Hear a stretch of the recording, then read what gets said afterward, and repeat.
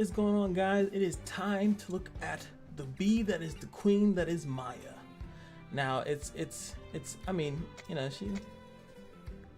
I don't know, I kind of like when she has like the bee legs, like the real bee legs, you know. And then she gets all royal. She pretty much gets her like lottery check, and she's like, yo, we out here styling.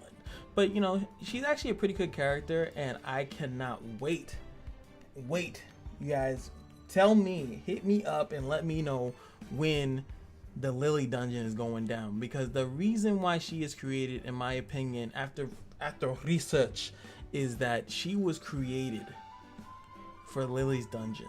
Let's go over the facts, because this is a character guide, and we're gonna go first with the S1, the Bee's Assault.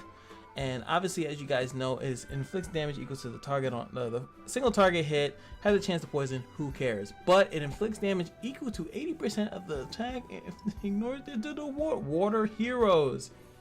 Ladies and gentlemen, is another way to make Lily's dungeon just a little easy. If you're having some difficulties, well, let's make it even easier for you. S1 ignoring the defense every time. So that just really gonna like help you out a lot. Like I said, next time Lily comes around, I've been trying to get a more consistent Lily run, just because of the fact, you know, like I want it to be easier for myself, so I can have more dungeons to consistently farm easier. That's just me. So as I did in the other video, you could see, you know, this thing goes up, the poison will last longer once you get up. Nothing special fancy here, but you know, if you level the S1 up, it's a really good damaging tool. Now we're gonna go with the S2, the Pheromone Blast. 50% chance to charm, which is good. Remember, it's an AoE hit. So if we're going in again, if we're gonna use it in the Lily dungeon, right? You can have a chance to charm the ad that comes in, regardless if you have Amelia or Junia. Junia hasn't been on a banner in a while, so that's gonna be like, you know, this is probably your best shot at getting her. I mean, I always feel bad because I always put out these videos like a little bit too late, because I think that the summons is probably gone for her, but I don't feel like most people are gonna go for her anyway. But as you can see, eventually you get the penetration damage, which again would help you in the second stage when the shields are coming up. Now you have a S2 that hits all characters and penetrates. Just saying, there's a reason for that. And in PvP, you know, having an AoE charm is pretty good, and grants her the Queen Bee, which, as we'll read a little bit later, gives her more damage. Essentially, that's pretty much what it does. But she does start off with it, so if you know, depending on the fight, you don't need the S2 in the beginning of the fight, because you're gonna already have the S3, you're gonna already have the Queen Bee online anyway, so you don't need the S2 for it. You could just start off with it, and then either S1 or S3, depending on the situation. If there's a lot of characters and this is leveled up pretty good, maybe go for the S2.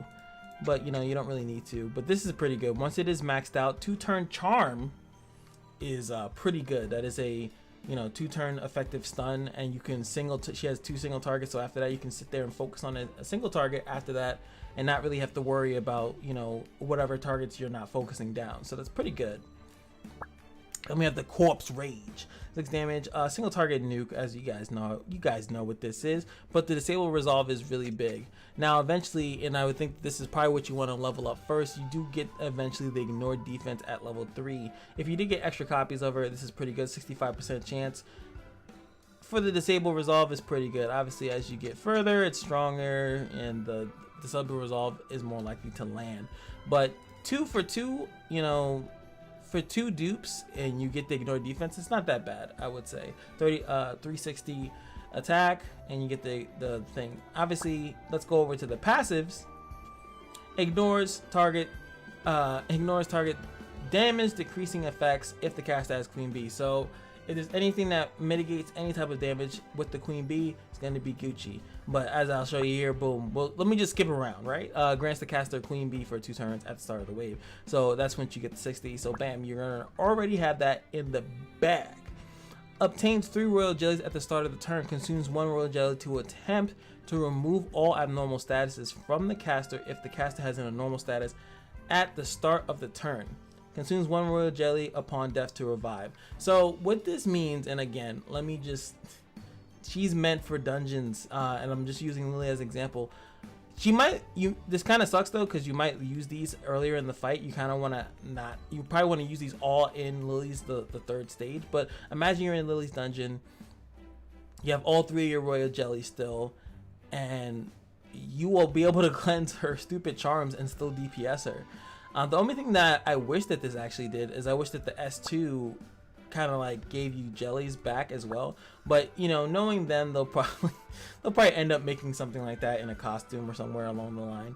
But as long as she doesn't have a debuff, you can pretty much work that for a while. You can even switch in maybe like Lilia or Karen to kind of keep her debuff free for a while, so that when she does get charmed and everyone gets charmed, she actually can cleanse herself and then keep the DPS going. She actually is one of the better units to just not be affected by charms and stuns and things of that nature. I wish that she had, instead of this, ignores targets damage decrease, I wish when she had Queen Bee, she actually just took less damage all in all. If she does take too much damage and dies, at least you'll consume 1 royal jelly and then be right back into the fight. So that's pretty cool, obviously. And then the next thing up is that you're going to get the Queen Bee automatically. Also, your damage is increased by 80% with the Queen Bee.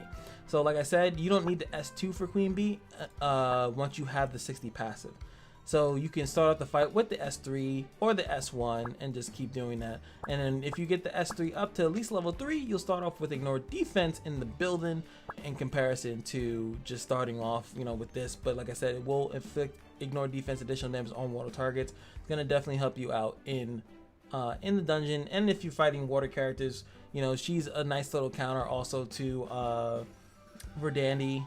I was just doing an arena video. The reason why I'm doing this video, let me be upfront with you guys. The reason why I'm doing this, I did an arena video and it was in this this landscape, and like when I did arena, it's actually full screen, so it was like it didn't look right. So I was like, damn, I really want to do a video for you guys, you know, for the end of the month.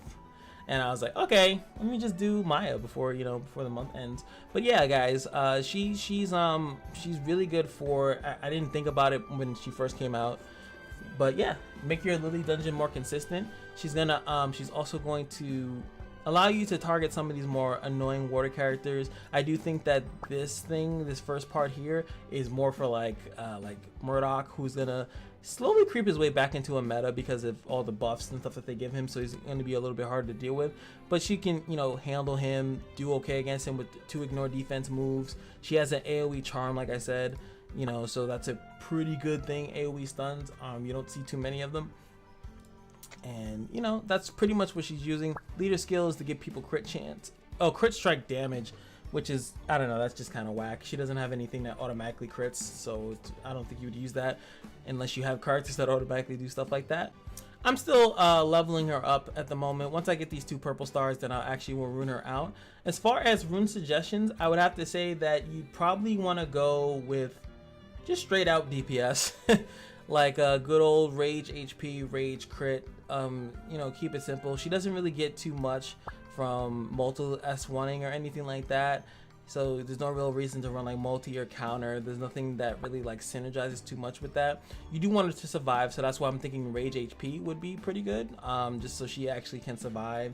She will cleanse herself, which is really good, so she has an auto cleanse. She just needs to not die from whatever is putting debuffs on her.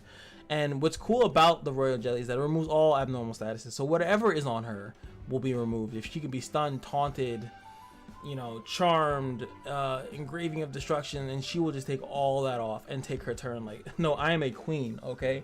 Ain't nothing stopping me out here. So it's pretty good. That's what's pretty good about her. So you just need her to do the DPS that she's meant to do as an attacker, and then just give her some HP so she doesn't die. You can go crit, you can bring some crit on her if you want to, but that's, you know, that's up to you depending on your runes. Can you get crit chance enough and then warrant the crit damage? That's gonna be all up to you. I haven't done this yet, but I should. So obviously 50. Yo, can you stop talking? I know you're the queen, but geez. All right, so we got the attack. 50. We're definitely gonna go with the attack all day. Then for this one, I will be going for the boss one specifically because I want her to be able to kill Lily. And if you're going to be using her in arena, obviously go with arena. I wouldn't suggest this because the S2 is, you're not going to be using it all too often, and you're going to use it once in a while, and this thing is not 100%, so I would still vote for no. Either the arena or the boss one is what you should be going for. 54, we're gonna have to go with the defense, flat defense here. The S1, she's not a multi-attacker. That's the only time I ever recommend this, is if you have a multi-attacker counterer, then I would suggest the burn, but no, not here. This one is a little bit would be somewhat controversial because you have the less damage in arena, less damage in bosses, and then you have this lovely one that gives you more attack based on that. I'm still gonna go with this one because again, I just need her to survive. She has an automatic cleanse, and if she has enough DPS, she'll just do what she needs to do anyway. You know, not hoping that 20% that just works. This works all the time. This works all the time. Again, if you're using her for arena, then get this one. If you're using her for dungeons, get this one. But the arena one is always, if you guys don't know, the arena one's always better because not every character in a dungeon is a boss character. Remember, they have ads, they have you know, other little minions that pop up, and this won't count towards them. So at least in arena, everyone that you fight, you will take less damage. The boss one, not so much, but you know, if it's the boss that's giving you the trouble, might as well go here. If you don't think you really care about the damage and you just want to go for the increased ability to do the DPS, then you can go for that. I'm going to be going for this because I just want her to kill Lily all the time. Next up, the 58 talent, we got the crit damage, crit chance, and then the penetration. Now, I've started to fall in love with the penetration because there are a lot of damage immunities shielding out there as the game progresses and gets longer and longer running. But I still think that crit chance is usually the basic one that you want to go for before going penetration. Penetration to me is more of a, you know, PvP thing that you know that people are going to have damage immunities and stuff like that. But remember, you have to get hit and then it has to trigger. So just not as good as you can build a little bit faster, some speed, and then just crit them with high attack and you'll still do good damage in comparison to you have to first get hit and then you can penetrate the shield that they just put up. So and then crit damage, I only suggest that if the character has some type of built-in crit mechanic. So yeah. And then 60 is the loveliness, that is her passive. We already know about that. So yeah, that is pretty much Maya. I do think that she is a good character. She just wasn't as flashy, and it took me a little bit to thinking of when I was like getting her stuff, like where can I use her for? Why did they choose water? And I think that that's why. I think she's meant to be the Lily Dungeon counterpart. She's meant to counterattack some of the strong water characters in the game. You can also obviously use her in Taio's dungeon as well. So for people that can't get Cordelia or just don't want to use Cordelia because why are we using Cordelia in 2019? Maybe you can just pick up Maya instead, and then you'll actually have a decent, reliable DPS unit that will sit there, and she's still gonna die.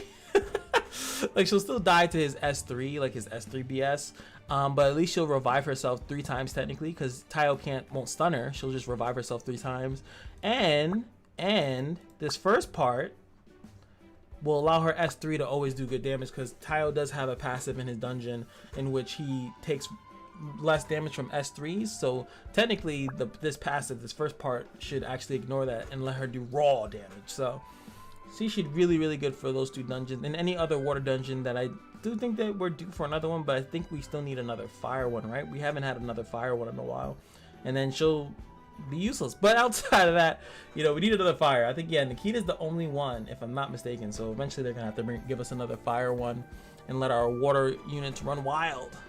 But let's see these lovely animations in action, and that should be the end of it.